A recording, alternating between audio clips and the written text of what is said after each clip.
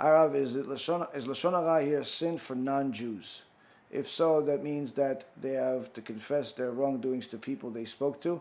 No, there's no deen of lashon hara for non-Jews, and there's also no deen of lashon hara for Jews on non-Jews or on secular Jews. Which means that although it's unethical and inappropriate for anybody to speak lashon hara, it's not considered a sin if it's among two non-Jews, or if it's a Jew speaking about a non-Jew. There's no deen of lashon hara, and there's also no deen of lashon hara of a Jew speaking about another Jew that's, let's say, a mechalel Shabbat or an idol worshiper. There's no, there's no problem of lashon hara, because lashon hara is about amitecha. Amitecha is your brothers in mitzvot, and that only applies to religious Jews that observe Shabbat and so on. So that does not give people the permission to say whatever they want whenever they want, because that is still going to ruin your life or their life. To have such a life where you're speaking about people, and I can tell you that one of the greatest things that I've learned and I try very hard to apply to my life in recent years is to try as hard as possible not to talk about people at the table with my wife and kids. Just simply when we talk, we try to speak Torah values, things like that. And even if there is a subject that has to do with certain people, we generally speaking try to avoid it.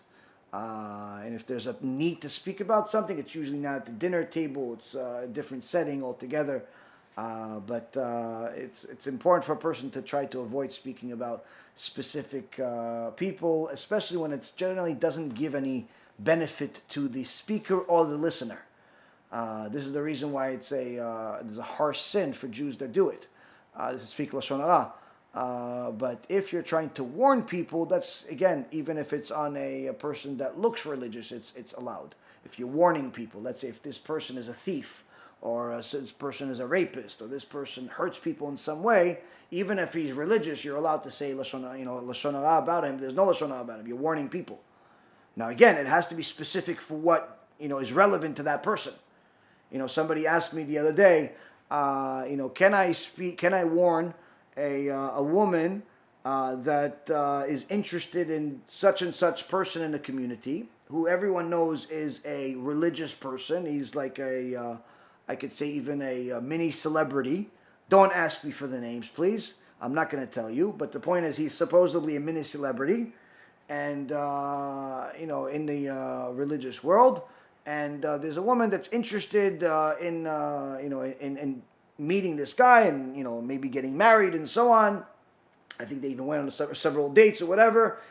Is it lashon hara to tell her that he's really a womanizer and he's already been with multiple women in inappropriate ways, and he continues to do whatever he wants to do despite the fact that he's dating this girl and pretending like he wants to marry her? So of course I told her that if this is a fact that then there's no lashon hara. You're warning her from real danger. This is a person that's, and also she mentioned other things. The person is an apikos in so much. He's actually, he's an apikos. Now the reason why I'm not warning you about him, because he doesn't affect your life in any way.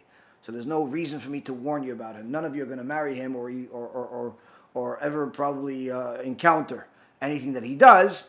But the point being is that it's for that particular person, it was an obligation for her to warn this other person of her.